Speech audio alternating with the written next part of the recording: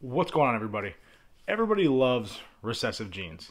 They look the best, they sell the best, but they are harder to make. So today's video, I'm going to give some breakdowns of how you can set up some of these breeding projects with recessive genes for the future.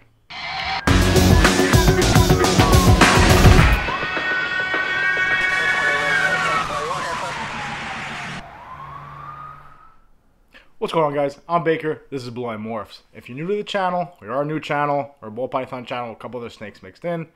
Please subscribe, like, comment, share, etc. I'm trying to grow this thing as much as I can. I was posting daily, however, due to the coronavirus and various other things, it's kind of, I guess I've been a little bit lazy, a little busy, a little sick, under the weather over the last couple weeks, so it has been every day, been like 3 times a week. I'll try to get back on that schedule. If not, I'm probably going to go to Monday, Wednesday, Saturday, and Friday and Saturdays, rather. Just so I can stick to some sort of schedule. So you guys, a lot of people hit me up, ask me, listen, how come you're not posting any videos? Everything okay? Which is phenomenal to me. I'm running out of breath there from this corona shit. Which is phenomenal to me because it shows that like these videos actually matter to some of you guys. So I appreciate it. I do have an Instagram channel, blue_line_morphs. Check me out on there. I always post on there. I post daily. I interact with you there daily. If you DM me, I'm going to answer you there. A couple people in the comments on the YouTube had asked me, how can you get in touch with us? Even on the YouTube Live with Rob and I, Rob from Recessive Reptiles, go check him out. How can you get in touch with us? Instagram's probably the easiest way. You DM us. We're always going to answer. I always answer. I make a point to answer. No matter how big my Instagram channel gets, my YouTube channel gets, or my breeding program gets, I'm always going to try to reach out and talk to everybody as much as I can. Just because I have found that some of the bigger people in this industry, Ozzy, Miguel, Billy, all these guys that are huge, Porter, Redline, all these guys that are really big, really experienced breeders always seem to be humble and reach out and talk to everybody. So there's no reason why, no matter how big I get or how little I am, I'm always going to reach out. I'm always going to talk. So I appreciate all the input. Appreciate all the influence. I greatly appreciate it, guys. So just like I said before, today's video is going to be about recessive genes. I'm going to try to break it down in a few ways you can set up recessive projects. A lot of this information, I'll tell you how I'm going to do it. That'll be the end of the video, how I'm going to break down my DG, my clowns, and my pied programs, and how I think is probably the best way. And I've kind of adopted a lot of this information from Rob from Recessive Reptiles, Porter, or Mike from Redline, or Ozzy, so forth and so on. But I'm going to talk about if you should buy adults or hatchlings. I'm going to talk about heads versus visuals. I'm also going to talk about, again, how I'm going to break it down, how I'm going to start purchasing my snakes to prepare for the future and build a nice infrastructure of recessive gene projects. So the first thing I want to talk about is if you should buy adults, breed-ready females, breed-ready males, or if you should wait until hatchlings. Now, I know I did a whole entire video on adults versus hatchlings versus juveniles, which ones you should buy when planning for the future. So at the end of the video, I'm going to put that link. Rob just recently taught me how to put that link on there. You can link other videos. I'm going to link the video that I did like a month ago or so. The channel's only 2 months old, about adults, juveniles, or hatchlings. So check that one out afterwards. I'm going to get into a little bit of it, but that I think explains it much more detail. It's not just talking specifically about recessive genes. So you can buy a breed-ready female or male that's good to go, right? You can save yourself 2.5 years, maybe 3 years, depending if it's a picky eater, in time, and have a snake that can drop some eggs that year. The first thing you got to think about is why are they getting rid of this female, right? If it's some crazy clown combo, I'm going to use clowns. I know I got my pied around my neck. She's maybe a super, but she's definitely a pastel, and she pied female that I'm growing up about just under 1,000 grams to be ready next year. I'm going to use clowns, for example, when I talk about prices and stuff like that, just because it's easier for me, and those are the ones I look at the most. So for argument's sake, let's say you want to work with clowns, and you want to have a breed-ready clown female. Now, a hatchling I've seen range from $400 to $500, maybe as little as like $375 for just a single gene clown female. Now, I've seen breed-ready clown proven, everyone says proven breed-ready clown females at like 2,000 grams, anywhere from $1,500 to $2,000. So here's my argument with that. As you're going to spend $2,000 on a breed-ready clown female, and that price is about the same as buying 4 or 5 hatchling clown females, okay? So if we take the $500 range for the clown pied females, clown pied, just regular clowns, and $2,000 for the adult clown. Yes, you are saving 2 years on raising those snakes up, and you're going to produce clowns the first year, if you have a male, right? So that first year you have, let's say, argument's sake, 7, 8 eggs. Let's say let's use 6 eggs on the average, right? The first year you have 6 eggs, second year you have 6 eggs, okay? You have 12 eggs total out of that clown breed-ready female that you bought.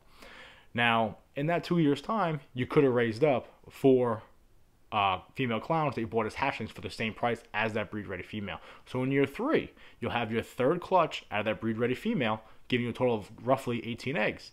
However, had you spent that money on 4 females and got them ready, in that third year, you're going to have 4 clutches at 6 eggs. You have 24 eggs. So you're ahead of the game now. Yeah, you're not producing for years 1 and 2. However, if you spend your money wisely, you're going to be able to have more snakes. And then in 2 or 3 years, you reap the rewards of not being impatient. I do totally get being impatient. I myself try to buy, adult females and stuff like that. But then I kind of saw the other side of things. I think this is the way to go. But to finish my thought before, if you're going to buy a breed-ready female, you have to think to yourself, why are they selling that female? Okay? Is it producing slugs? Is it not fertile? Is it not growing follicles? Or if it's somebody like Ozzy, I spoke to Ozzy the other day, absolute gentleman, spoke to him for 2 hours, nobody. He swaps he sells off his breed-ready, his proven breeders because he replaces them. That's something different. Just be cognizant of the fact that if you're buying a breed-ready female, there might be a reason why they're getting rid of that. Ultimately, check out the other video I made. I'm going to link it later on, but I would stick with more buying the hatchlings over the adult, the breed-ready females. Especially if you're setting up projects in the very beginning, like I am, or like my buddy Rob from Recessive Reptiles is. Corona. The second thing I'm talking about is hets versus visuals, okay? Now, I did a video recently about hets against visuals, and I said that I prefer visuals over hets all day long. They are more expensive, okay? And I totally get that. However, I don't want to play the odds game, which I'm going to explain in a second. Now, if you don't have the money, or maybe you see a couple of hets that you really like, they have a couple other codoms in it, and they have the recessive gene you want to work with, that's a het, you want to buy it, cool, awesome. You're still going to have to raise those, whether it's hets and a visual, let's you get 3 female hets and then 1 visual male, or hets and hets, or whatever, a mixture of the 2. The problem with using hets is this. Now, you're going to wait 2 or 3 years. You spent, let's say, 2/3 of the money on the het opposed to the visual. If someone's going to argue with me about the price, people, how I know the channel's becoming a little bit successful in getting on radars? People are arguing about bullshit, right? Codoms and male, whatever. Listen, you want to call me out on it, it's fine, but I'm just for argument's sake. So the het's going to be roughly half the price, or like 2/3 of the price of the visual, right? Cool. Now, you're over 2 years, you raise that snake up, okay? Just the same amount of time as if you had bought the visuals for slightly more money, or double the money, whatever you want to say. But here's the thing.